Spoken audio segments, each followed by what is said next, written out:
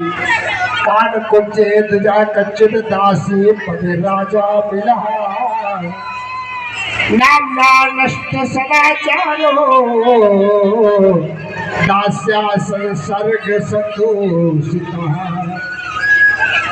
कहते हैं कि एक कानकुब्जी ब्राह्मण था और एक कानकुब्जी ब्राह्मण के यहाँ एक बालक था, नाम था अजामिल। उसका नाम था अजामिल। कानकुब्जी ब्राह्मण थे, संध्या वंदन पूजा हवन यज्ञ करने वाले। एक दिन महाराज अपने बालक को कहा कि ऐसा कर, तू जाकर के संविधा ले आ। और संविधा लेने के लिए बालक गया और कहा गया, प्रयाग नगरी के किनारे। कानकुब्जी ब्राह्मण गंगा पार में ही पाए जाते हैं। तो गया प्रयाग के किनारे संविधा लेने के लिए, लेकिन संविधा लेने तो गया जंगल में। उसने देखा कि एक शूद्र एक वैश्या के साथ रत, वो एक वैश्या के साथ रत है और कहते हैं कि उसकी दृष्टि उस वैश्या पे ही पड़ती है। तो वो शूद्र वैश्या के साथ प्रेम से कभी सोता है, कभी जगता है, कभी रोता है, कभी हंसता है। जैसे जैसे प्रेम की बातें होती हैं वैसे वैसे ही उनके कारनामे आते हैं। कभी हंसता है, कभी रोने लगता है, कभी बैठता है, कभी खड़ा हो जाता है। आदि आदि कार्य उसने किया और उस वैश्याव्रत होकर के और दुनिया में ऐसा बड़ा वैश्यागामी हो गया, इतना बड़ा डाकू हो गया कि संसार में किसी को नहीं छोड़ता है और सबको लूट रहा है। कहीं भी पाता है तो सबको जाकर के लूट लेता है। एक दिन की बात है कि अयोध्या नगरी से एक संतों की टोली आ रही थी और उसने देखा कि संतों के पास झोला कमंडल बहुत सा है। तो झोला कमंडल को लेकर के उसने देखा कि इनके पास तो माल होगा, तो रास्ते में गया अपना अस्त्र लेकर के और संतों को जाकर के छेड़ लिया और कहा कि हे बाबा, कहाँ से आया है, कहाँ जाना है, क्यों आया है, क्यों जाता है और तेरी झोली में क्या है। बाबा ने कहा कि प्रभु ऐसा है कि हम तो ठहरे पे बैरागी, हमारे पास तो कुछ है नहीं, हमारी झोली में वही है भूत भगवती तवा चिमटा, अपना चून पून रखते हैं, जहाँ मनमाना बैठ गए, लकड़ी लाए, लेकर के बनाए, खाए, प्रभु को भोग लगाए और आराम के साथ प्रभु का गुण गाए। अजामिल ने कहा कि बाबा तू ऐसी बातें न कर, मैं तुझसे ये नहीं पूछता हूँ कि तेरी झोली में चिमटा तवा क्या है क्या नहीं है, तेरे पास माल क्या है वो बता, माल तेरे पास क्या है वो बता।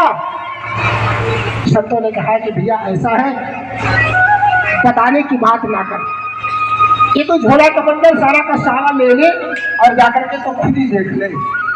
लेकिन हाँ, इस पाप का जो कर्म तू कर रहा है, ये पाप का भागीदार कौन है, तू पाप किसके लिए करता है। उसने कहा कि मेरा परिवार है और परिवार पालन करने के लिए मैं ये कर्म करता हूँ। उन्हें तो परिवार पालन करने के लिए इतना बड़ा पाप करता है कि संत सन्यासी तक नहीं छोड़ता है और उनको भी लूट करके ले जाता है घर।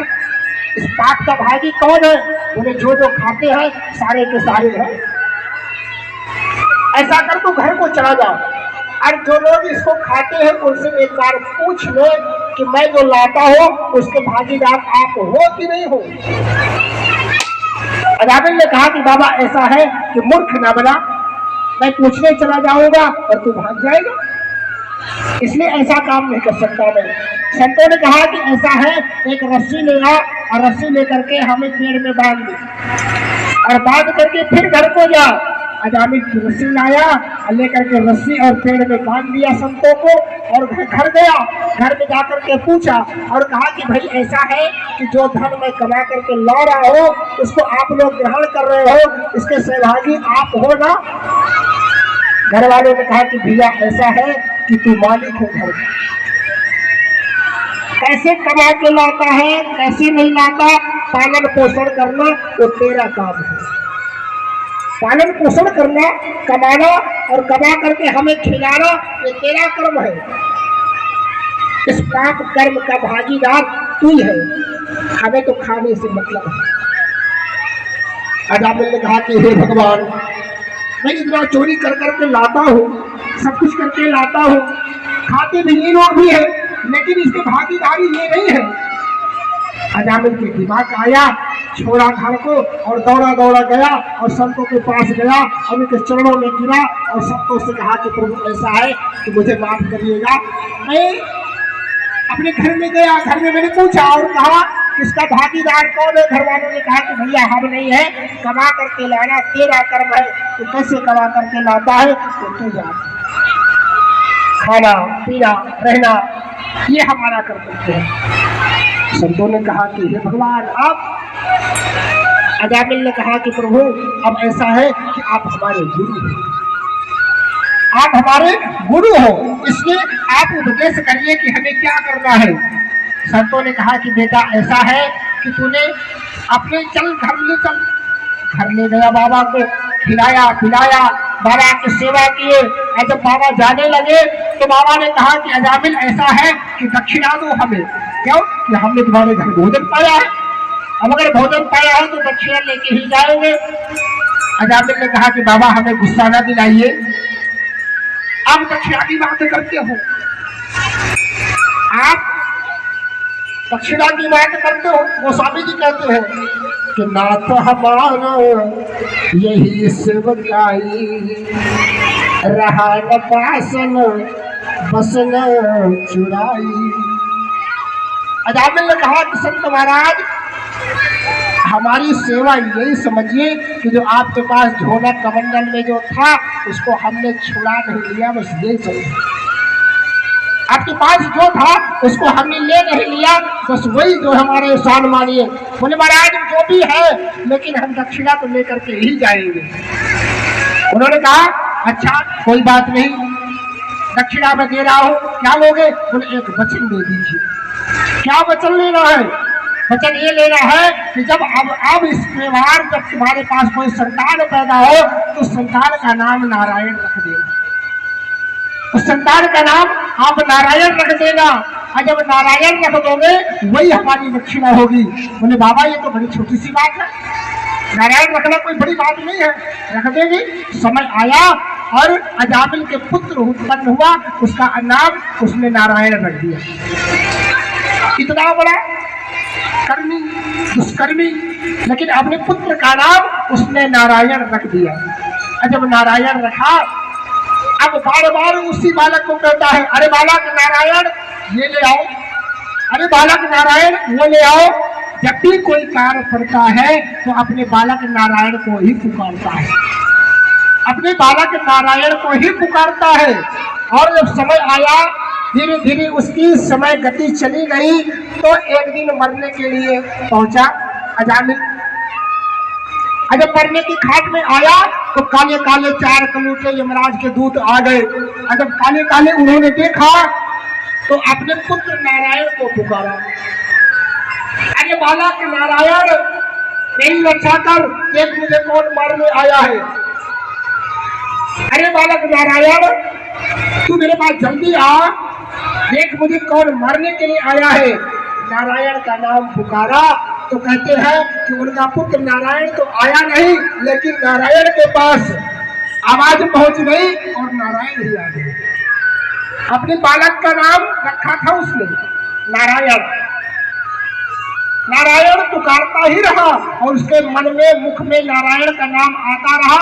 छोटे छोटे से कार्य में वो बालक नारायण को ही पुकारा करता था। जब अंत में काले काले कलूटे दूत आए मारने के लिए तो अपने बालक नारायण को पुकारा, ए बालक नारायण देख मुझे कौन मारने आया है। तो बालक नारायण तो आया नहीं, लेकिन ऊपर वाला नारायण आ गए। और जब नारायण आए तो वहां पहुंच गए। काले वाले कलूटे दूतों को जो एक एक मुकदर लगाए और सारे के सारे दूत भाग गए। सारे दूत भाग गए तो कहाँ गए? यमराज के पास। यमराज से कहा कि महाराज आप ये बताइए, आप कह रहे हो कि संसार में दंड देने का अधिकार मुझे है और मैं सारे संसार को दंड देता हूँ, तो फिर तुमको भी दंड देने वाला कोई है क्या? तुमको दंड देने वाला और कौन है? बोले बस तू तो इस प्रकार की चिंता न करो, कारण बताओ, कारण क्या है? बोले नारायण के दूत आ गए थे वहां। बोले जो शब्द तुमने उच्चारण किया है ये शब्द का नाम ही ना लो यहाँ। अगर इस शब्द का नाम आप यहाँ उच्चारण करोगे तो जो हमारे जो नर्क लोक का है, जो नर्क में सारे लोग पड़े हुए हैं ना, अगर इनके कानों में नारायण का नाम चला जाएगा तो जो हमारा व्यवसाय चल रहा है सारा का सारा बंद हो जाएगा। नरक लोक में जितने भी जीव नरक के गाने होकर के बैठे हैं, अगर उनके बीच में ये नारायण नाम शब्द उच्चारण कर दोगे आप धोखे से ही, तो इनकी मुक्ति सारे के सारों की हो जाएगी।